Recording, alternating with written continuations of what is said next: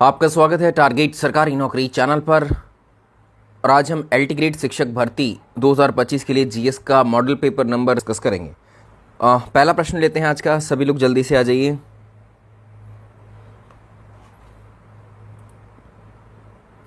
देखिए आज का पहला सवाल देखेंगे। क्वेश्चन नंबर फर्स्ट देखिए आज का सभी लोग। सवाल नंबर फर्स्ट, संसार के सर्वाधिक महत्वपूर्ण मत्स्यन क्षेत्र उन क्षेत्रों में पाए जाते हैं जहां पर। पहला सवाल देखेंगे, संसार के सर्वाधिक महत्वपूर्ण मत्स्यन क्षेत्र उन क्षेत्रों में पाए जाते हैं जहां पर क्या होता है। देखो तो ऐसे क्षेत्र जहां से मछली सबसे ज़्यादा पकड़ी जाती हैं या मछली सबसे ज़्यादा मिलती हैं, ऐसे क्षेत्र कहाँ पर पाए जाते हैं ज़्यादातर। बताइए जहाँ सबसे ज़्यादा मछलियाँ मिलती हैं वो क्षेत्र कौन से होते हैं, इसको बताएं। पहले प्रश्न का उत्तर कीजिए सभी लोग। देखिए क्वेश्चन नंबर फर्स्ट के बारे में अगर हम बात करें,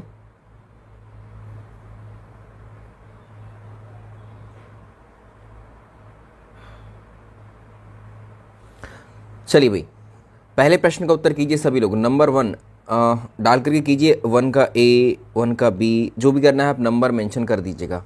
पहले सवाल को यदि हम बात करें तो देखो मत्स्यन क्षेत्र वहाँ पर होंगे महासागरों के अंदर जहाँ पर ठंडी जो हमारी करंट होती हैं, ठीक है, कोल्ड करंट मिलती हैं एक तरीके से, जो कोल्ड ओशियनिक करंट होती हैं और हॉट ओशियनिक करंट जो होती हैं जहाँ पर एक जगह पर मिल जाती हैं, वो क्षेत्र सबसे ज़्यादा अनुकूल माना जाता है मछली क्षेत्र के लिए। तो warm and cold oceanic currents meet, तो यहाँ पर जो है उष्ण और शीत सागरीय जलधाराएं, ठंडी और गर्म जलधाराएं जहाँ पर मिल जाएंगी वहीं पर आपको देखने को मिलेगा कि वहीं पर मत्स्यन क्षेत्र बन जाएगा।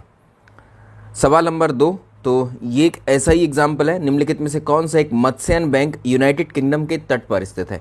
यहाँ पर 2 जलधाराएं मिलती हैं, इसको बताना है आपको, ठीक है। यूनाइटेड किंगडम के पश्चिमी तट पर, ठीक है, यूनाइटेड किंगडम के पश्चिमी तट पर स्थित है ये ऐसी बैंक। यहाँ पर क्या मिलती हैं, मत्स्यन या मछलियाँ मिलती हैं काफ़ी।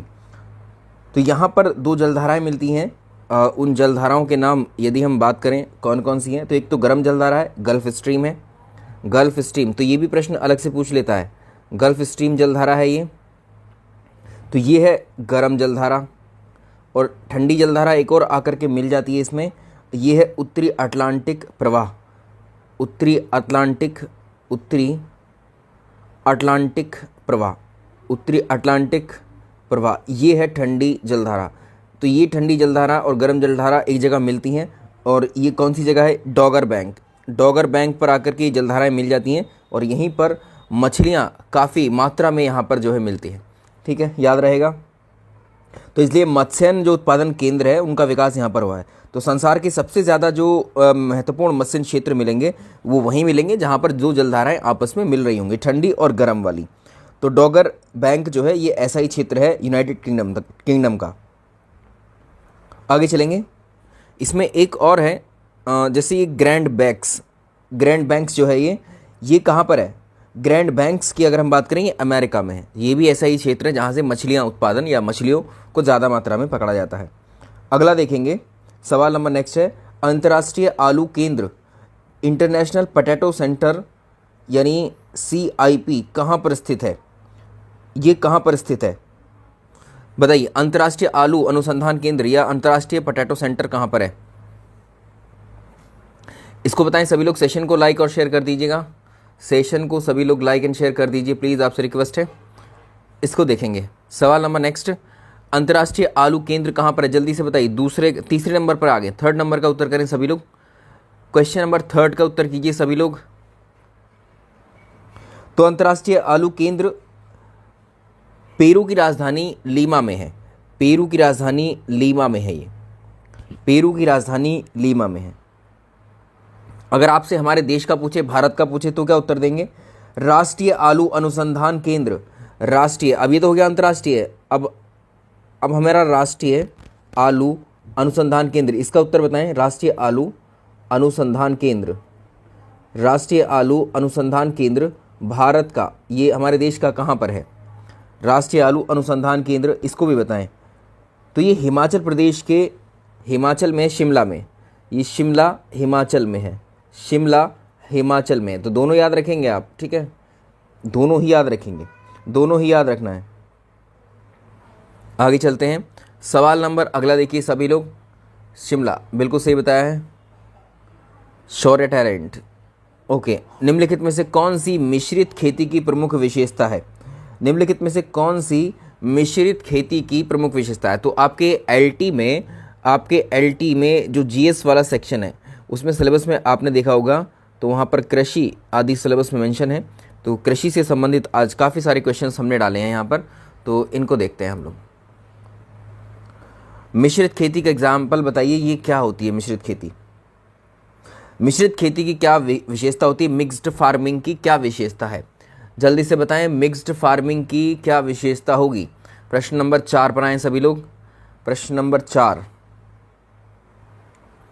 प्रश्न नंबर 4 को देखें जल्दी से। भाई सेशन को सारे लोग लाइक और शेयर कर दीजिएगा, इसको अभी तक नहीं किया है। 4 का बी कर रहे हैं, 2 या 2 से अधिक शस्यों को एक ही खेत में उगाना। देखो, जब कभी भी हम जो हमारी क्रॉप्स होती हैं, क्रॉप्स के साथ में पशुपालन भी करते हैं।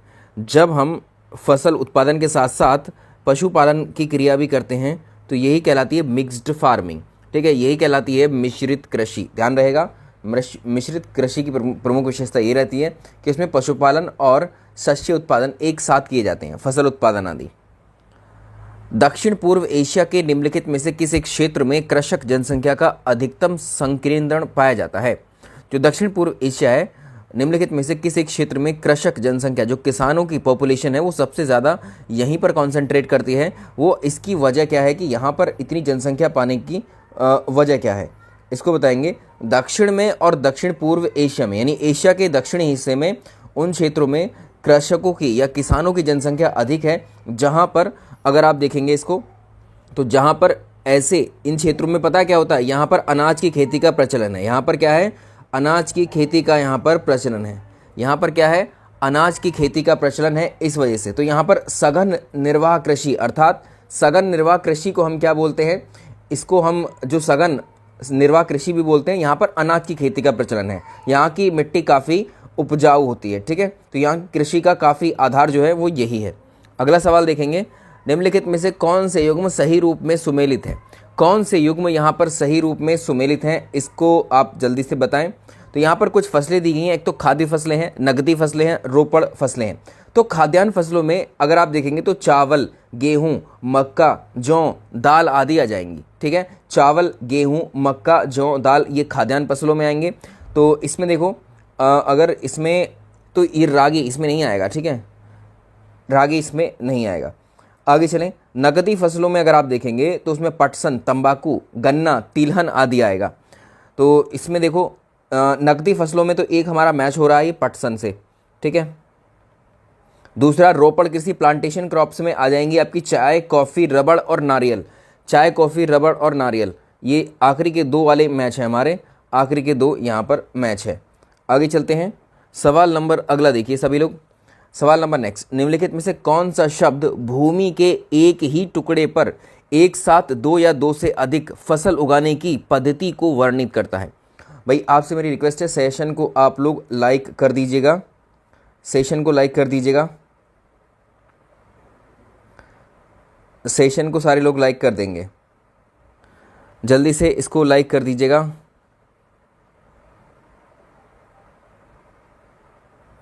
सेशन को लाइक एंड शेयर कर दीजिएगा। तो निम्नलिखित में से कौन सा शब्द भूमि के एक ही टुकड़े पर एक ही समय में 2 या 2 से अधिक फसल उगाने की पद्धति को हम क्या कहते हैं? 2 या 2 से अधिक फसल उगाने की पद्धति को हम क्रॉप रोटेशन या फसल चक्रण कहते हैं, ठीक है, फसल चक्रण कहते हैं, ठीक है। आगे चलते हैं, सवाल नंबर नेक्स्ट, दक्षिण पूर्व एशिया में स्थित स्वर्णिम त्रिभुज, दक्षिण पूर्व एशिया में स्थित जो स्वर्णिम त्रिभुज है वो विश्व में किस लिए जाना जाता है? स्वर्णिम त्रिभुज किस लिए जाना जाता है? स्वर्णिम त्रिभुज किस लिए जाना जाता है, इसको बताएं। तो स्वर्णिम त्रिभुज की यदि हम बात करें, ये अफीम के उत्पादन का क्षेत्र है और इसमें 3 देश शामिल हैं, म्यांमार, लाओस, थाईलैंड, ठीक है। इसमें म्यांमार, लाओस और थाईलैंड। इसमें आपसे ये भी पूछता है कि इसमें कौन कौन से देश शामिल हैं। तो स्वर्णिम त्रिभुज में ये 3 देशों को मिलाकर के कहा जाता है इनके क्षेत्रों को। म्यांमार, लाओस, थाईलैंड में अफीम की खेती ज़्यादा होती है इन तीनों को मिलाकर के। तो ये पूरी बेल्ट अफीम प्रोडक्शन की है। तो यहाँ पर क्या हो जाएगा, अफीम उत्पादन के लिए ये फेमस है, अफीम उत्पादन। विषुवत रेखीय प्रदेश के उच्च भूमि क्षेत्र किस प्रकार की खेती या कृषि के लिए फेमस है, इसको बताएं। किस प्रकार की खेती के लिए फेमस है। अगले सवाल पर आ जाएंगे जल्दी से। विषुवत रेखीय प्रदेश उच्च भूमि, तो विषुवत रेखीय जो हमारी चलिए इसको बताएं, विषुवत रेखीय प्रदेश के उच्च भूमि क्षेत्र किस प्रकार की खेती के लिए, कृषि के लिए फेमस है। तो यहाँ पर जो प्लांटेशन है, ठीक है, प्लांटेशन या बागानी कृषि यहाँ पर ज़्यादा होती है। ठीक है, बागानी कृषि में आप जानते हैं कौन कौन सी फसलें उगाई जाती हैं। बागानी कृषि में अभी हमने देखा है रबड़ है, चाय है, रबड़ है, चाय हो जाएगी, कॉफ़ी हो जाएंगी, कॉफ़ी, इसके अलावा कोको, इसके अलावा और क्या है इसमें, केला, ये सब बागानी कृषि है। अगला देखेंगे, इस समय तंबाकू उत्पादन में विश्व में प्रथम स्थान किसका है। देखिए तंबाकू उत्पादन में अगर आप देखोगे तो विश्व में प्रथम स्थान पर कौन है। तंबाकू उत्पादन में विश्व में प्रथम स्थान पर कौन है। जो तंबाकू उत्पादन है उसमें सबसे या सर्वोच्च स्थान पर कौन है तंबाकू उत्पादन में, बताइए जल्दी से। प्रश्न नंबर 10 पर आ गए आप लोग, अभी 7 का ही उत्तर करें, जल्दी जल्दी आगे बढ़िए।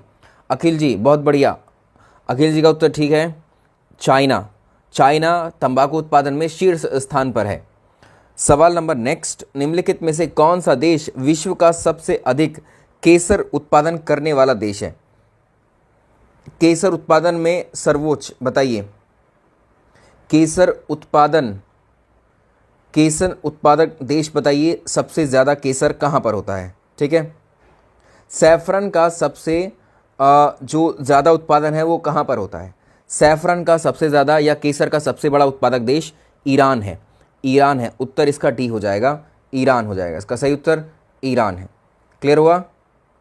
आगे चलते हैं, लादांग, इसको देखिए। लादांग जो है ये किससे संबंधित है। लादांग जो टर्म है ये किससे संबंधित है। लादांग टर्म किससे संबंधित है। लादांग किससे संबंधित है। अगला सवाल देखें जल्दी से कीजिए इस प्रश्न को, सभी बताइए। लादांग का मतलब देखो, जैसे हमारे यहाँ पर जो पूर्वोत्तर के राज्य हैं उसमें शिफ्टिंग कल्टीवेशन आपने नाम सुना होगा, झूम खेती, शिफ्टिंग कल्टीवेशन, इसको झूम खेती भी कहते हैं हम, या इसको स्थानांतरित कृषि भी कहते हैं। अभी इसका अगर आप देखेंगे मलेशिया में स्थानांतरित कृषि को, हमारे देश में तो यहाँ झूम खेती कहते हैं इसको, लेकिन मलेशिया में इसका नाम है लादांग। ठीक है, तो शिफ्टिंग कल्टीवेशन को मलेशिया में क्या बोलते हैं, लादांग। शिफ्टिंग कल्टीवेशन को मलेशिया में क्या बोलते हैं, लादांग।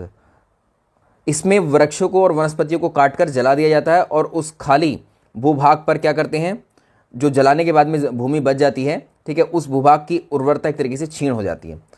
और इसी प्रकार नई प्रक्रियाओं को अलग अलग क्षेत्रों में जाकर के अपनाया जाता है। अब देखो हमारे देश में उत्तर पूर्वी भारत में इसको झूम खेती कहते हैं। ठीक है, केरल के पश्चिमी घाट में होती है ये, तो उसको कुमारी कहते हैं। ऐसे अलग अलग नामों से जानी जाती है। अगला देखेंगे, भूमध्य सागरीय कृषि जो है, भूमध्य सागरीय कृषि में उत्पादन बताना है आपको क्या क्या होता है। ठीक है, भूमध्य सागरीय कृषि में उत्पादन आपको बताना है कि इसमें किस किस चीज़ का उत्पादन है। भूमध्य सागरीय कृषि में उत्पादन आपको बताना है। भूमध्य सागरीय कृषि में जल्दी से उत्पादन बताइए, जल्दी से। नेक्स्ट क्वेश्चन का उत्तर सभी लोग इसका उत्तर करें। देखिए भूमध्य सागर मेडिटेरियन एग्रीकल्चर में क्या क्या है, तो भूमध्य सागर की जलवायु थोड़ी विशिष्ट है यहाँ पर। तो यहाँ पर वर्षा जो है शीत ऋतु में होती है, ठंड में बारिश होती है यहाँ पर, और ग्रीष्म ऋतु जो होती है वो एक तरीके से ड्राई होती है। तो इस प्रकार की जलवायु, सबसे बड़ा क्षेत्र इस प्रकार की जलवायु को आपको भूमध्य सागर के तटीय क्षेत्रों में मिलेगा। ठीक है, तो यहाँ पर अगर आप देखें कृषि देखोगे तो यहाँ पर कई सारे फसलें हैं, जैसे अंगूर है, संतरा है, अंजीर है, जैतून है, ये सब मिलते हैं यहाँ पर। तो इसका बी हो जाएगा, अंगूर, जैतून, संतरे, अंजीर की कृषि के लिए फेमस है ये वाला क्षेत्र। विश्व के प्राकृतिक रबड़ का सबसे बड़ा उत्पादक देश कौन सा है। विश्व के प्राकृतिक रबड़ का सबसे बड़ा उत्पादक, नेचुरल रबर का लार्जेस्ट प्रोड्यूसर बताना है। लार्जेस्ट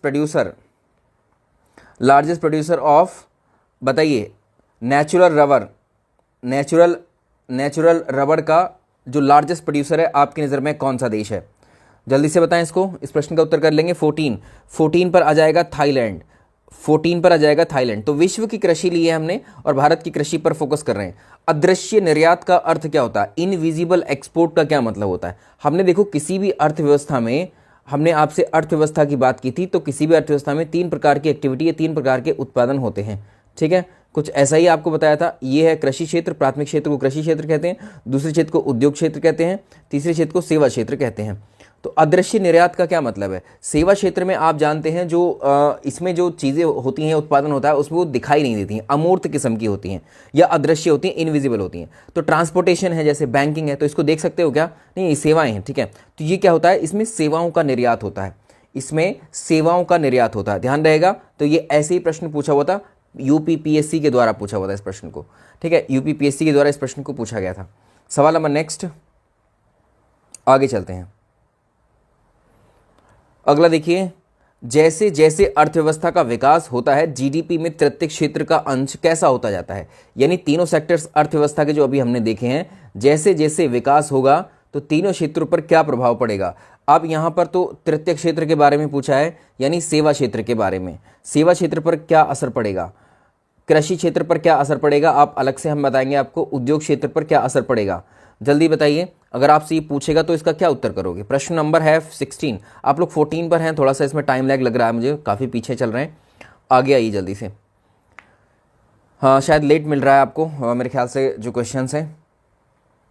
तो देखो, अर्थव्यवस्था में जब विकास के साथ साथ जीडीपी में तृतीय क्षेत्र का अंश बढ़ता है, तो इसका मतलब क्या होता है? व्यापार की क्रियाएं बढ़ती हैं, परिवहन की क्रियाएं बढ़ती हैं, संचार की क्रियाएं बढ़ती हैं, बैंकिंग सेवाएं बढ़ती हैं, बीमा, नागरिक उड्डयन, ट्रेडिंग, ये सारी सेवाएं बढ़ती हैं। ठीक है, तो इसमें क्या होगा? तृतीय क्षेत्र का अंश, जब भी विकास होगा किसी अर्थव्यवस्था में, तो ये सारे क्षेत्र क्या होंगे? मतलब तीसरा क्षेत्र जो है उसमें बढ़ोतरी देखने को मिलेगी। तीसरे क्षेत्र में हमें क्या मिलेगा? बढ़ोतरी देखने को मिलेगी, बढ़ेगा ही। आपसे पूछेगा पहले क्षेत्र में क्या होगा, इसमें क्या होगा? ये घटेगा, पहला क्षेत्र घटेगा, दूसरा और तीसरे इनमें बढ़ोतरी देखने को मिलेगी। क्लियर? अगला देखो, निम्नलिखित समितियों में से किसने मात्र पोषक तत्वों की आवश्यकता के आधार पर गरीबी का निर्धारण किया था? कौन सी समिति ने मात्र पोषक तत्वों के आधार पर जो है गरीबी रेखा का निर्धारण किया था? पोषक तत्वों के आधार पर गरीबी रेखा का निर्धारण किसने किया था? जल्दी से बताएं इसको। ये समिति थी, योजना आयोग के द्वारा इस समिति का गठन, अगर आप देखेंगे 1979,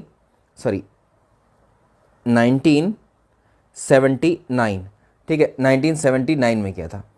तो इस समिति ने पहली बार शहरी और ग्रामीण क्षेत्रों के लिए कैलोरी की अलग अलग मात्राएं निर्धारित की थी। एक तो 2100 कैलोरी डिसाइड किया था, 2100 कैलोरी।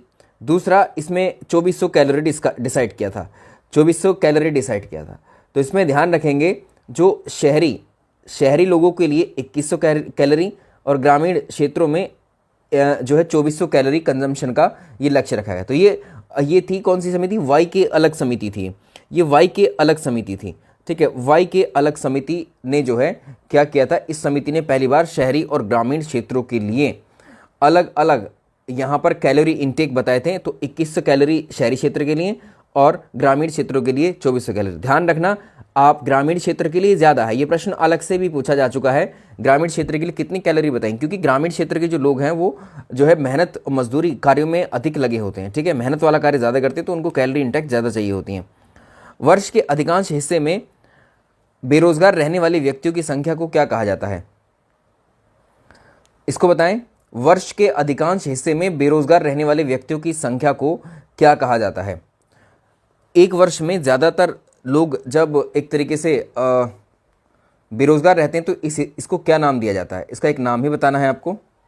सेशन को सभी लोग लाइक एंड शेयर कर दीजिएगा। एक बार सेशन को आप लोग शेयर कर दीजिए, मैं फिर से इसको शेयर कर देता हूँ। एक बार आप लोग भी इसको शेयर कर दीजिएगा।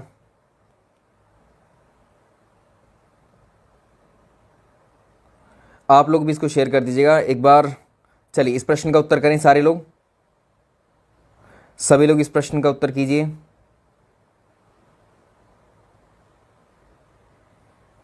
हाँ जी, इस पर आए तो देखो इसमें क्या होगा, इसको बोलते हैं सामान्य स्थिति बेरोजगारी, unusual status unemployment, usual status unemployment. सवाल नंबर नेक्स्ट पर आते हैं। सवाल नंबर नेक्स्ट देखिए, हाँ इसको देखेंगे, बहुआयामी निर्धनता सूचकांक में सम्मिलित कौन कौन से टर्म्स होते हैं, कौन कौन से आयाम हैं जो बहुआयामी निर्धनता सूचकांक में सम्मिलित होते हैं। मल्टी पॉवर्टी इंडेक्स में क्या क्या शामिल है, मल्टी पॉवर्टी इंडेक्स में क्या क्या शामिल है, एमपीआई इंडेक्स में कौन कौन से टर्म्स या कौन कौन से आयाम शामिल होते हैं, इसको बताइए। एमपीआई इंडेक्स के जल्दी से बताइए। एमपीआई इंडेक्स के 3 आयाम कौन कौन से हैं, कौन बताएंगे इसको। एमपीआई इंडेक्स के कौन कौन से आयाम हैं, तीनों आयाम के नाम बताइए।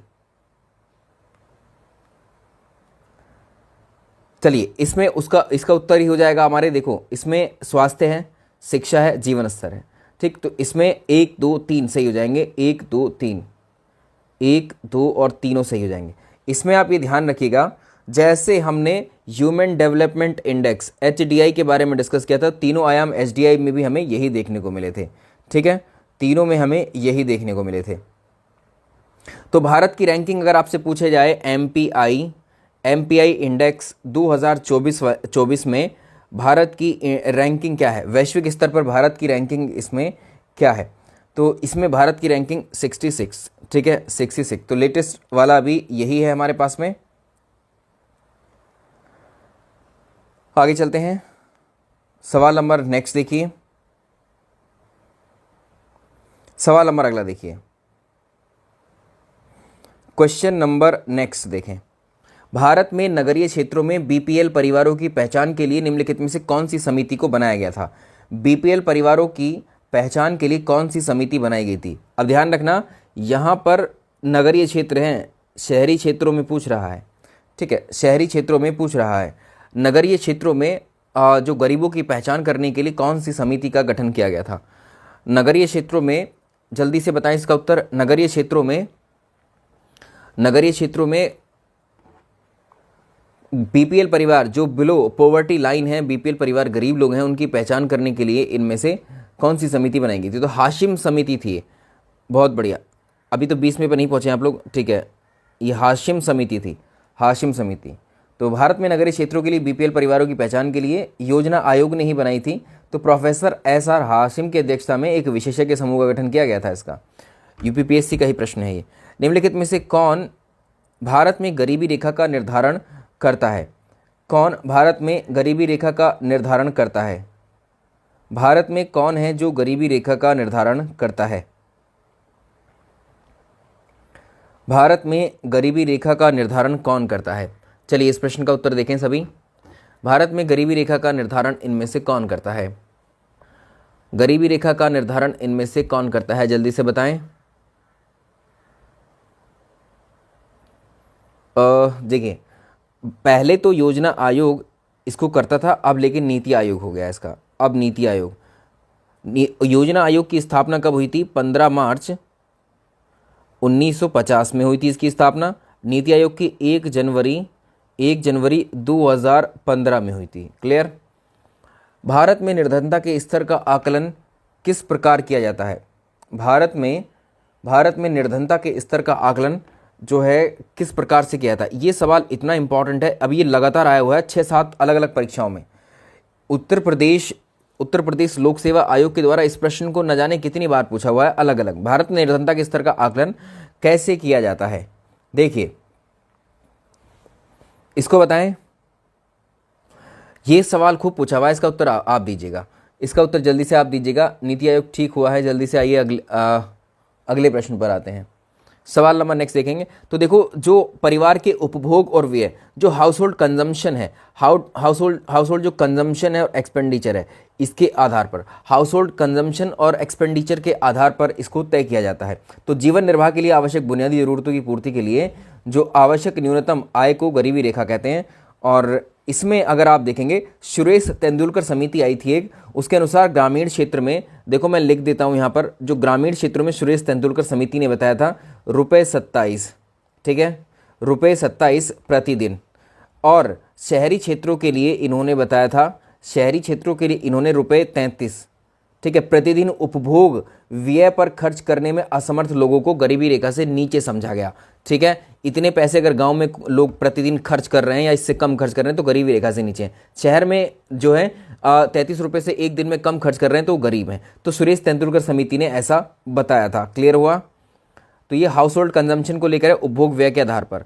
भारत में ग्रामीण क्षेत्रों में गरीबी रेखा को निर्धारित करने के लिए निम्न प्रति व्यक्ति प्रतिदिन कैलोरी ग्राह्यता में निम्नलिखित में से किस एक की संस्तुति की गई थी?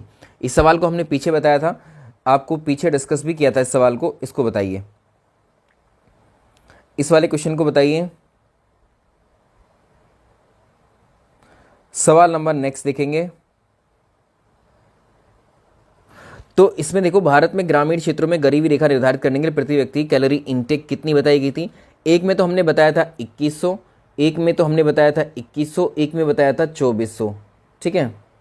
एक में 2100, एक में 2400। शायद ये कौन सा क्वेश्चन था? ये देखिए, ये वाला सवाल था। तो अब आप पहचान कर लोगे इसकी आराम से, ठीक है। तो ये 2400 कैलोरी ग्रामीण के लिए पूछा गया है, ठीक है, ग्रामीण क्षेत्रों के लिए पूछा। यहीं अगर शहरी शब्द को रिप्लेस कर दे शहरी शब्द से तो इसका उत्तर बदल जाएगा, ठीक है, इसका उत्तर बदल जाएगा। अगला सवाल देखेंगे, भारत में गरीबी को परिभाषित किया गया है। भारत में गरीबी को परिभाषित किया गया है। भारत में गरीबी को परिभाषित किया गया है जीवन स्तर के आधार पर, कैलोरी अंतर्ग्रह के आधार पर, परिवार की संख्या के आधार पर, इनकम के आधार पर, या किस प्रकार से किया गया है? इसको बताएं। तो देखो, अभी हमने देखा कैलोरी इनटेक, जो कैलोरी अंतर्ग्रहण के आधार पर गरीबी को परिभाषित किया गया है। राष्ट्रीय बीमा कृषि योजना, अगला देखेंगे, राष्ट्रीय बीमा कृषि योजना कब लागू की गई थी? राष्ट्रीय कृषि बीमा योजना कब लागू की गई थी? राष्ट्रीय बीमा कृषि योजना कब लागू की गई थी? इसको देखें तो national agriculture insurance scheme, national agriculture insurance scheme किस वर्ष लागू की गई थी? जल्दी से बताएं। ये 1999 में आई थी, ये अक्टूबर 1999 में आई थी, ठीक है। तो एक फसल बीमा योजना थी, फसल बीमा योजना। इसके अंतर्गत क्या किया गया था? जो प्राकृतिक आपदाएं आती हैं, जैसे बाढ़ आ गई, ठीक है, तो इससे जो रोग, मतलब एक तरीके से यार कोई रोग या बीमारी फसलों में हो गई तो उससे बीमारी से जो फसल अगर नष्ट हो गई तो उसके कवरेज के लिए किसानों को सहायता देने के लिए ये इसको स्टार्ट किया था। अंत्योदय कार्यक्रम सर्वप्रथम किस राज्य में शुरू किया गया था? अंत्योदय कार्यक्रम सबसे पहले किस राज्य में शुरू किया गया था? अंत्योदय कार्यक्रम सबसे पहले किस राज्य में शुरू किया गया था? अंत्योदय स्कीम के बारे में बताइए। अंत्योदय कार्यक्रम सबसे पहले, अंत्योदय कार्यक्रम सबसे पहले किस राज्य में जो है शुरू किया गया था? अंत्योदय योजना माफ कीजिएगा, अंत्योदय योजना जो शुरू की गई थी वो वर्ष 2000 में आई थी, 25 दिसंबर वर्ष 2000 में आई थी ये, ठीक है। भारत सरकार के द्वारा चलाई गई महत्वपूर्ण योजना थी जिसका उद्देश्य गरीब परिवारों को सस्ती दरों पर अनाज उपलब्ध कराना था, खाद्यान्न उपलब्ध कराना था, ठीक है, सब्सिडाइज्ड फूड। तो इसमें जो पात्र परिवार होंगे उन पात्र परिवारों को 35 किलोग्राम जो खाद्यान्न था वो बहुत कम कीमत पर उनको दिया जाता था, ठीक है। जिसमें गेहूं की मात्रा अगर आप देखेंगे, गेहूं को जो है 2 रुपये प्रति किलोग्राम, 2 रुपये प्रति किलोग्राम, और चावल जो दिया जाता था इसमें वो 3 रुपये प्रति किलोग्राम की दर से मिलता था। क्लियर हुआ? चलो, इसमें ध्यान रखना। तो ये सबसे पहले अंत्योदय कार्यक्रम, जो अंत्योदय योजना है, ये शुरू की गई थी राजस्थान राज्य से, ठीक है, राजस्थान राज्य से इसको शुरू किया गया था। इसको देखें। सवाल नंबर अगला, हरियाली कार्यक्रम का संबंध किससे है? हरियाली कार्यक्रम का संबंध किससे है? हरियाली कार्यक्रम का संबंध किससे है? तो हरियाली कार्यक्रम की जो शुरुआत थी वो 2003 में की गई थी, 27 जनवरी 2003, 27 जनवरी 2003 को हरियाली कार्यक्रम को शुरू किया गया था। और हरियाली कार्यक्रम की शुरुआत ग्रामीण विकास मंत्रालय, ग्रामीण, कभी कभी मंत्रालयों के नाम भी पूछता है, ग्रामीण विकास मंत्रालय, ग्रामीण विकास मंत्रालय के द्वारा इसको शुरू किया गया था। ठीक है, तो इस कार्यक्रम के अंतर्गत जो समेकित बंजर भूमि विकास कार्यक्रम है इसको भी लेकर के आया गया था। इसमें क्या किया गया था, ग्रामीण क्षेत्रों में एक तो रोजगार पैदा करना था, गरीबी को दूर करने के लिए सामुदायिक अधिकार संपन्नता आदि जैसे कार्यक्रम यहाँ शुरू किए गए थे। तो इसमें इसका उत्तर क्या हो जाएगा, ये किससे संबंधित है। अब इसमें कई सारे देखो, इसमें कई सारी चीज़ें थी, तो इसमें जल संचयन प्रबंधन भी एक इसका वो था उद्देश्य। ठीक है, जल संचयन प्रबंधन के समर्थन से संबंधित है, कई सारी इसमें योजनाएं थी। तो भूमि जल वानस्पतिक आच्छादन, विशेष रूप से बागानी आदि, प्राकृतिक संसाधनों का संरक्षण आदि इसमें शामिल था। अगला देखेंगे, किसान क्रेडिट कार्ड योजना कब शुरू की गई थी। ये सवाल तो बहुत आता है भाई, किसान क्रेडिट कार्ड योजना कब शुरू की गई थी। ये सवाल न जाने कितनी बार परीक्षाओं में पूछा हुआ है। किसान क्रेडिट कार्ड योजना कब शुरू की गई थी, किसान क्रेडिट कार्ड योजना कब शुरू की गई थी, किसान क्रेडिट कार्ड योजना को कब शुरू किया गया था, जल्दी से बताएं। किसान क्रेडिट कार्ड योजना को कब शुरू किया गया था, ये सवाल बहुत बार पूछा हुआ है। तो किसान क्रेडिट कार्ड योजना की शुरुआत 1998 और 1999, ठीक है, 98 से 99 में इसको शुरू किया गया था। इसमें किसानों को, इसके अंतर्गत किसानों को जो व्यापारिक बैंक हैं, हमारी सहकारी बैंक हैं या क्षेत्रीय ग्रामीण बैंक है, उनसे जो ऋण है, ऋण लेने की सुविधा दी गई, इसमें लोन लेने की सुविधा इसमें दी गई थी। क्लियर है भाई। अगला देखो, भारत में राष्ट्रीय खाद्य सुरक्षा मिशन कब से प्रभावी हुआ। भारत में राष्ट्रीय खाद्य सुरक्षा कार्यक्रम national food security mission, national food security mission कब से शुरू हुआ, नेशनल फूड सिक्योरिटी मिशन कब से शुरू हुआ। सेशन को लाइक कर दें सारे लोग जिन्होंने नहीं किया अभी तक। इसको देखें, चलिए 27, 28, 29 पर आ गए हम। अभी आप 27 का लास्ट उत्तर देखा है हमने। भारत सरकार ने इसको शुरू किया था खाद्यान्न उत्पादन में स्थिरता और बढ़ती हुई जनसंख्या के उपभोग को पूरा करने के लिए। अगर आप देखेंगे तो इसको 2007 में, ठीक है, तो इसको 2007-8 में रबी की फसल से इसको प्रारंभ किया गया था, 2007-8 में। वर्ष 1995 में जो मध्याह्न भोजन स्कीम है ये चलाई गई थी। अब ये किसके लिए चलाई गई थी, कौन से क्षेत्र के लिए चलाई गई थी। मिड डे मील स्कीम बहुत फेमस स्कीम है और इस पर सवाल खूब आते हैं। मिड डे मील स्कीम से सवाल खूब आते हैं। इसको देखें, मिड डे मील स्कीम से संबंधित कथन है, इन पर आपको उत्तर देना है।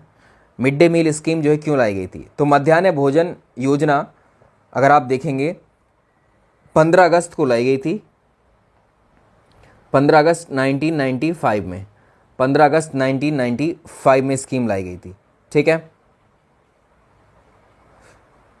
तो यहां पर क्या किया गया, जो प्राथमिक क्षेत्र थे, प्राथमिक शिक्षा में इसको लेकर के आया गया था बच्चों को प्रोत्साहित करने के लिए। ठीक है, ताकि उनके स्कूल में नामांकन आदि बढ़ें और वो शिक्षा में जुड़े रहें।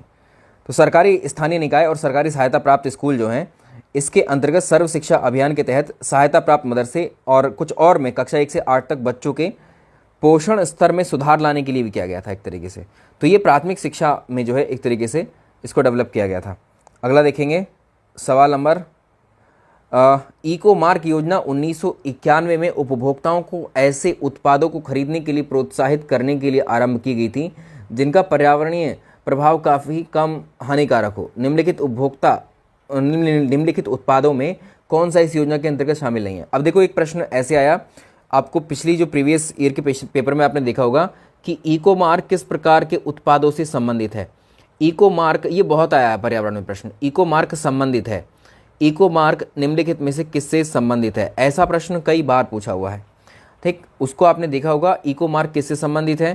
तो ध्यान रहेगा, इको मार्क जो पर्यावरणीय, जो पर्यावरण को कम नुकसान पहुंचाते हैं ऐसे उत्पादों से संबंधित है। पर्यावरण को नुकसान, जो कम से कम नुकसान पहुंचाते हैं उन्हीं उत्पादों से संबंधित है। अब इसमें एलिमिनेट करना है आपको 31 में। देखिए, तो 31 में इको मार्क की अगर हम बात करें तो इसमें शामिल कौन कौन से, देखो साबुन अपमार्जक शामिल है, कागज़ प्लास्टिक शामिल है, सौंदर्य प्रसाधन एरोसोल है, लेकिन इसमें ड्रग्स आदि को शामिल नहीं किया गया था। औषधियाँ और प्रतिजैविकी इसमें शामिल नहीं थी, याद रहेगा। तो उपभोक्ता जागरूकता को बढ़ाने के लिए भारत सरकार ने पर्यावरण अनुकूल उत्पादों की पहचान के लिए 1991 में इको मार्क की लेबलिंग करनी शुरू की थी। चलिए आगे चलते हैं हम लोग। अब सर्व शिक्षा अभियान निम्नलिखित में से किस आयु वर्ग के लिए है? सर्व शिक्षा अभियान किस आयु वर्ग के लिए है? सर्व शिक्षा अभियान किस आयु वर्ग के लिए है? सर्व शिक्षा अभियान कौन से आयु वर्ग के लिए? तो ये प्राथमिक शिक्षा में जो है, प्राथमिक शिक्षा के लिए आई थी और इस योजना को जो शुरू किया गया था, इस पर पूछ सकता है, सन 2000 से 2001 में इस योजना को शुरू किया गया था। तो सर्व शिक्षा अभियान एसएसए का उद्देश्य, अगर आप देखेंगे, साल 2010 तक जो 6 से 14 वर्ष की आयु वाले सभी बच्चों को उपयोगी और प्रासंगिक प्राथमिक शिक्षा से जोड़ना था। 6 से 14 वर्ष के आयु के सभी बच्चों को प्राथमिक शिक्षा उपलब्ध करवाना इसका उद्देश्य रखा गया सर्व शिक्षा अभियान का। अगला देखो, अब यहाँ पर आपको मैचिंग वाला प्रश्न है, ये मैचिंग करनी है। इसमें देखो, एक प्रश्न जरूर पूछा जाता है इस प्रकार का, आपको चुनना है इसमें सर्व शिक्षा अभियान कब शुरू किया? साक्षर भारत मिशन, राष्ट्रीय साक्षरता मिशन। अब देखो, इसमें साक्षरता से दो संबंधित हैं, एक जैसे ही, सर्व शिक्षा अभियान, इसके अलावा साक्षर भारत मिशन और राष्ट्रीय साक्षरता मिशन, इनको मैच करना है आपको। तो सर्व शिक्षा अभियान वर्ष 2000, सर्व शिक्षा अभियान वर्ष 2001 में आया था। ठीक, इसको यहाँ पर हम मेंशन कर देते हैं, आपको डायरेक्टली वर्ष याद रहेंगे, ऐसे मैचिंग नहीं करते। साक्षर भारत मिशन आया था वर्ष 2009 में, साक्षर भारत मिशन आया था 2009 में। ऑपरेशन ब्लैक बोर्ड 1987 में आया था, ऑपरेशन ब्लैक बोर्ड। इसके अलावा राष्ट्रीय साक्षरता मिशन 1998 में, ये 1988 में आया था, ये 1988 में आया था। क्लियर? चलो अगले पे आते हैं हम लोग। सवाल नंबर नेक्स्ट देखो, प्रधानमंत्री उज्ज्वला योजना के संदर्भ में निम्नलिखित कथनों पर विचार कीजिए। प्रधानमंत्री उज्ज्वला योजना के संबंध में निम्नलिखित कथनों पर विचार कीजिए, और आप जल्दी से विचार करें इस पर। पहला कथन देखिए, यह योजना ग्रामीण गरीब महिलाओं के लिए है, पहला कथन। ठीक, इसके अलावा दूसरा है, इस योजना का प्रमुख उद्देश्य बीपीएल परिवारों को स्वच्छ ईंधन उपलब्ध करवाना है, स्वच्छ ईंधन। तो प्रधानमंत्री उज्ज्वला योजना बीपीएल, जो बिलो पॉवर्टी लाइन यानी गरीबी रेखा से नीचे गुजर बसर करने वाले जो परिवार की महिलाएं हैं, उनको निःशुल्क एलपीजी की सुविधा या एलपीजी कनेक्शन देकर स्वच्छ ईंधन उपलब्ध कराना था। इस योजना की शुरुआत आप याद रखेंगे, बड़ी इंपॉर्टेंट योजना है ये, 1 मई 2016 में इस योजना को शुरू किया गया था। ठीक, तो इसमें पहला तो ये ग्रामीण वाला तो गलत हो जाएगा। ठीक है, इसमें आपको, अब आप कहेंगे ग्रामीण वाला क्यों गलत कर दिया? ये योजना जो है गरीबी रेखा से नीचे गुजर करने वाले परिवारों की महिलाओं के लिए है, तो यहाँ पर ग्रामीण शब्द लिखा हुआ है, तो ग्रामीण क्षेत्र के लिए हो या शहरी क्षेत्र के लिए, दोनों के लिए हैं। ठीक है, दोनों क्षेत्रों में जो दोनों क्षेत्रों में जो महिलाएं हैं, ठीक है, उनके लिए इसको शुरू किया गया है। ठीक है, ये इसमें एक गलत हो गया, एक सही हो गया, तो इसमें कौन सा है? Only 2 is correct, only 2 is correct. अगला देखो, अब देखो, इसमें सबसे पहले इस योजना को सबसे पहले कहाँ शुरू किया गया था? इसको फर्स्ट जो लॉन्च किया है, ठीक है, ये उत्तर प्रदेश में लॉन्च किया है। ठीक है, इसको उत्तर प्रदेश में बलिया जिले से इसको प्रारंभ किया गया था, उत्तर प्रदेश के बलिया जिले से इसको प्रारंभ किया गया था। माफ़ कीजिएगा। स्टैंड अप इंडिया के अंतर्गत दलितों और महिलाओं को कितना बैंक जो है ऋण उपलब्ध करवाती है? इसको देखें, स्टैंड अप इंडिया की शुरुआत कब की गई थी? 5 अप्रैल को की गई थी स्टैंड अप इंडिया की शुरुआत, और साल था 2016। 2016 में इस योजना को शुरू किया गया था, स्टैंड अप इंडिया। अब इसमें स्टैंड अप इंडिया का क्या मतलब है? यहाँ पर देखो, थोड़ा सा ध्यान रहेगा, आपको बता देता हूँ। तो एक लोन वाली योजना है, इसमें अनुसूचित जाति, पिछड़े वर्ग और जनजाति और जो महिला उद्यमी होती हैं, उसके लिए भारत सरकार ने इसको लॉन्च किया था। और इसमें आधिकारिक तौर पर तो हम अगर आप देखें तो 2016 में ये स्कीम आ चुकी थी। इसके अंतर्गत, इस योजना के अंतर्गत दलितों और महिलाओं को 10 लाख रुपए से 1 करोड़ तक, 10 लाख रुपए से 1 करोड़ तक का लोन इसमें शामिल था। 10 लाख से 1 करोड़ का लोन या ऋण इसमें देना शामिल किया गया। ठीक है भाई, सभी को क्लियर है? अगला देखो, समेकित बाल विकास सेवाएं। चलिए इसको देखिए, समेकित बाल विकास सेवाएं इंटीग्रेटेड चाइल्ड डेवलपमेंट सर्विसेज नामक कार्यक्रम कब प्रारंभ हुआ था? ये कार्यक्रम कब प्रारंभ हुआ था? समेकित बाल विकास सेवाएं नामक कार्यक्रम कब प्रारंभ किया गया था? तो इसको अगर आप देखें, ICDSI integrated child development services, इसकी शुरुआत जो बच्चों की ज़रूरतें हैं उनको पूरी करने के लिए इसको शुरू किया गया था। बच्चों की ज़रूरतें पूरी करने के लिए इसको शुरू किया गया था और इसको 1975 में लॉन्च किया गया था। 1975 में, इंपॉर्टेंट है ये, ठीक है, इंपॉर्टेंट है ये वाला स्कीम, इसको ध्यान रखिएगा। तो इसमें देखो कार्यक्रम के अंतर्गत जो सेवाएं प्रदान की जा रही थी कौन कौन सी थी, तो पूरा पोषण, बच्चे के पोषण पर ध्यान रखा जाएगा, टीकाकरण पे उसके, स्वास्थ्य की जांच सेवाएं इसमें शामिल थी, ठीक है, और स्कूल पूर्व अनौपचारिक शिक्षा भी इसमें शामिल है, ये कभी कभी पूछता है, प्री स्कूलिंग भी इसमें शामिल की गई थी। मेक इन इंडिया कार्यक्रम के संदर्भ में निम्नलिखित कथनों पर विचार करिए और आप लोग जल्दी से विचार करना शुरू कर दीजिए। इसमें देखें, मेक इन इंडिया कार्यक्रम 2014 में इसको शुरू किया गया था और इसका उद्देश्य निवेश को सुगम बनाना और नए प्रयोगों को बढ़ावा देना था। क्या? तो मेक इन इंडिया प्रोग्राम की शुरुआत, इनकी डेट जितने हम आपको बता रहे हैं, इनकी सारों की डेट याद रखेंगे आप, क्योंकि ये डेट का अलग से ही मैचिंग कराने के लिए पूछ लेता है, ठीक है। 2014 में आई थी ये स्कीम, मोदी गवर्नमेंट में शुरू की गई थी ये। तो मेक इन इंडिया की पहल की शुरुआत 25 सितंबर 2014 को शुरू की गई थी। तो विनिर्माण क्षेत्र, जो मैन्युफैक्चरिंग सेक्टर है, हमने 3 सेक्टर आपको बताए थे, 3 सेक्टर बताए थे, किस सेक्टर से संबंधित हुई है? विनिर्माण सेक्टर कौन सा है? उद्योग वाला सेक्टर, ठीक है। विनिर्माण सेक्टर को बढ़ावा देने के लिए इसको शुरू किया गया था। जो युवा उद्यमी हैं, जो एंटरप्रेन्योर हैं, जो हमारे नए अभिनव नए विचारों को जो बढ़ावा देना चाहते हैं, तो इस योजना की शुरुआत में अगर आप देखेंगे FDI में भारत जो है नंबर 1 या शीर्ष स्थान पर पहुंचा था उस समय 2015 में। तो ये किससे संबंधित हुई? तो इसमें दोनों ही ठीक हो जाएंगे। इसमें एक तो ये 2014 में शुरू हुई और इसका उद्देश्य निवेश को सुगम बनाना और नए प्रयोगों को बढ़ावा देना था। तो इसमें दोनों ही ठीक हो जाएंगे, दोनों कथन सही हैं। सवाल नंबर नेक्स्ट देखेंगे, निम्नलिखित में से कौन भारत में ग्रामीण रोजगार का सबसे बड़ा कार्यक्रम है? भारत में ग्रामीण रोजगार का सबसे बड़ा कार्यक्रम कौन सा है? भारत में ग्रामीण रोजगार का सबसे बड़ा कार्यक्रम कौन सा है? एक लिस्ट,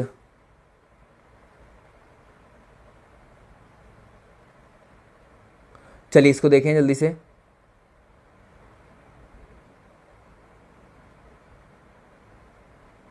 इसको देखें, नेक्स्ट सवाल देखें। हाँ जी, कौन सा स्कीम था ये? इस स्कीम को देखें तो निम्नलिखित में से कौन सा भारत में ग्रामीण रोजगार का सबसे बड़ा कार्यक्रम है? तो ग्रामीण रोजगार का सबसे बड़ा कार्यक्रम अगर आप देखेंगे तो मनरेगा कार्यक्रम है। बिल्कुल सही बताया, मनरेगा, ठीक है, मनरेगा कार्यक्रम, मनरेगा कार्यक्रम। तो इसको 2005 का जो एक अधिनियम बनाया गया था उसके तहत इसको लॉन्च किया गया था। इसको 2 फरवरी 2006 को 2 फरवरी 2006 को आंध्र प्रदेश से इसकी शुरुआत की गई थी। आंध्र प्रदेश से इसकी शुरुआत की गई थी। इसका अनंतपुर जिला जो है, अनंतपुर जिले से इसकी शुरुआत की गई थी और ये भारत का सबसे बड़ा जो है रोजगार कार्यक्रम है। इस योजना के तहत जो चयनित जिले थे उसमें ग्रामीण क्षेत्रों में जो प्रत्येक परिवार के एक सदस्य को चुना गया था और कम से कम 100 दिन का 100 डेज का अकुशल 100 डेज का इसमें क्या चुना गया था, ठीक है, 100 डे का अकुशल श्रम वाले रोजगार की गारंटी इसमें दी गई है। और इसको अगर देखो पूरे देश में कब लागू किया गया? 1 अप्रैल से इसको 1 अप्रैल 2008 से ये संपूर्ण देश में इसको लागू कर दिया गया, ठीक। और इसमें एक डेट और याद रख लीजिएगा, 2 अक्टूबर 2009 गांधी जयंती पर 2 अक्टूबर को इसका नाम महात्मा गांधी राष्ट्रीय, इसका नाम बदल करके मनरेगा कर दिया गया। महात्मा गांधी का नाम इसमें जोड़ दिया गया था। भारत के कुल भौगोलिक क्षेत्रफल में उत्तर प्रदेश का कितना भौगोलिक प्रतिशत है? इसको बताएं।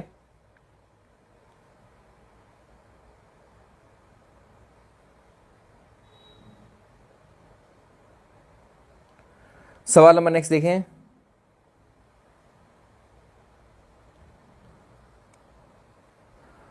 क्वेश्चन नंबर अगला देखिए, क्वेश्चन नंबर अगला देखेंगे, सवाल नंबर अगला, और ये यूपी जीके के क्वेश्चंस में हमने लिया है, ठीक है, यूपी जीके के क्वेश्चंस में है और यूपी जीके के क्वेश्चंस भी आपको परीक्षा में काफ़ी पूछता है। यूपी जीके के प्रश्न भी आपको काफ़ी पूछ लेता है। इसको बताइए, यूपी के जीके के प्रश्न भी काफ़ी आते हैं परीक्षा में।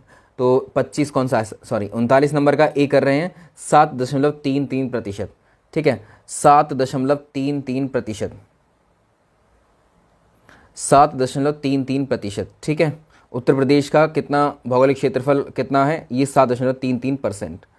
निम्नलिखित में से उत्तर प्रदेश का कौन सा जनपद नेपाल के साथ सीमा साझा करता है? निम्नलिखित में से कौन सा जनपद निम्नलिखित में से उत्तर प्रदेश का कौन सा जनपद है जो नेपाल के साथ सीमा साझा नहीं करता है? ठीक है, नेपाल के साथ सीमा साझा नहीं करता है। तो उत्तर प्रदेश के 7 जिले हैं, टोटल 7 जिले हैं, जिसमें बलरामपुर है, श्रावस्ती है, लखीमपुर है और बहराइच है, पीलीभीत है, सिद्धार्थनगर, महाराजगंज, ये नेपाल के साथ सीमा साझा करते हैं। उत्तर प्रदेश का कुशीनगर नेपाल के साथ सीमा साझा नहीं करता है, ये नेपाल के साथ सीमा साझा नहीं करता है। अगला देखेंगे, उत्तर प्रदेश का कौन सा जनपद 4 राज्यों की सीमा से लगा हुआ है? उत्तर प्रदेश का कौन सा जनपद, इसको बताइए, उत्तर प्रदेश का कौन सा जनपद 4 राज्यों की सीमा से लगा हुआ है? उत्तर प्रदेश का कौन सा जनपद 4 राज्यों की सीमा से लगा हुआ है? तो इसमें अगर आप देखेंगे तो यह है सोनभद्र। सोनभद्र जो है 4 राज्यों की सीमा से लगा हुआ है। इसमें एक तो बिहार हो जाएगा, झारखंड हो जाएगा, छत्तीसगढ़ हो जाएगा और मध्य प्रदेश। ठीक है, ये बाउंड्री इसमें टच होती हैं। उत्तर प्रदेश के भावर क्षेत्र में निम्नलिखित में से किस प्रकार की मृदा पाई जाती है? भावर क्षेत्र में किस प्रकार की मृदा पाई जाती है? भावर क्षेत्र में कौन से प्रकार की मृदा पाई जाती है? तो देखो, जो भी हमारे पहाड़ी क्षेत्र हैं, ठीक है, जैसे हिमालय से जो भी अवसाद आते हैं, बड़े बड़े मोटे बड़े अवसाद, ठीक, वो अवसाद उसके जो हैं, जो हिमालय है या हिमालय पर्वत के गिरिपथ में ही इकट्ठा हो जाते हैं। तो यहाँ पर कंकड़ और पत्थर आदि जमा हो जाते हैं, तो यहाँ पर पानी जो है, ये नदियाँ इसके नीचे से बहती हैं। तो ये कंकरीली और पथरीली क्षेत्र को इसको कहते हैं। प्रधानमंत्री ग्राम सड़क योजना का उद्देश्य क्या है? प्रधानमंत्री ग्राम सड़क योजना का उद्देश्य क्या है? प्रधानमंत्री ग्राम सड़क योजना का उद्देश्य क्या है? ये भी प्रश्न यहाँ से पूछा जा चुका है ऑलरेडी। प्रधानमंत्री ग्राम सड़क योजना का उद्देश्य बताइए, इसमें से क्या है? तो प्रधानमंत्री ग्रामीण, देखो इसका पहले तो डेट याद रख लेंगे, इसको 25 दिसंबर को लॉन्च किया गया था। 25 दिसंबर को इसको लॉन्च किया गया था। 25 दिसंबर को वर्ष 2000 में आई थी प्रधानमंत्री ग्राम सड़क योजना। और इसके अंतर्गत एक तो जो गांव आपने देखे हैं ना, जो मेन रोड से, ये मान लो एक हाईवे जा रहा है, स्टेट हाईवे है, तो गांवों से मतलब हाईवे से जो गांवों के अंदर जो सड़कें जाती हैं वो प्रधानमंत्री सड़क योजना के अंतर्गत बनाई गई थी। पहला तो ये ठीक है, और पक्की सड़क बनाना, इसमें दोनों उद्देश्य शामिल हैं। तो इसमें कौन सा हो जाएगा? सी। राष्ट्रीय ग्रामीण रोजगार गारंटी कार्यक्रम के अंतर्गत एक वर्ष में जितने दिन के लिए रोजगार की गारंटी दी जाती है वो दिन कितने हैं? अभी हमने इसकी बात भी की थी आपसे, तो बताइए कितने दिन की रोजगार की गारंटी इसमें दी जाती है? कितने दिन की रोजगार की गारंटी इसमें दी जाती है? 40 अच्छा 40 पर ही हैं अभी, जल्दी से आगे आइए।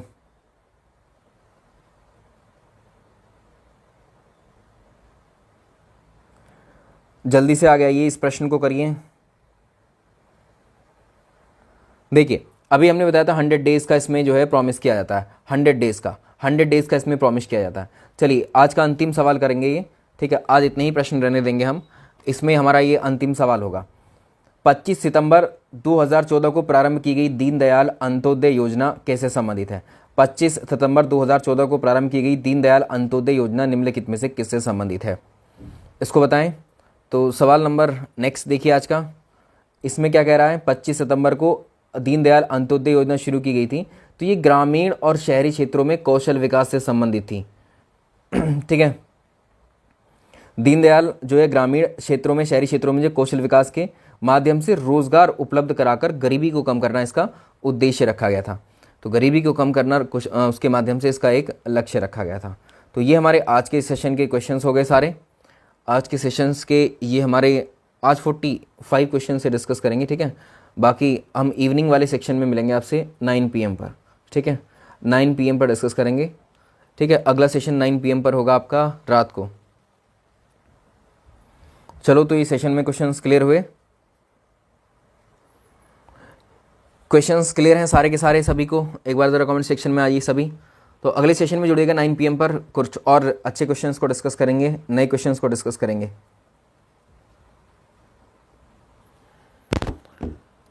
तो ये हो गया हमारा आज का मॉक टेस्ट नंबर 10। जीएस के क्वेश्चंस हैं 30 अंक के लिए। जो 30 मार्क्स का जीएस का जनरल पेपर है उसके हम क्वेश्चंस की प्रैक्टिस कर रहे हैं। तो ये हमारा 10वां टेस्ट था। इसके अलावा इवनिंग में हम इसका 11वां टेस्ट करेंगे।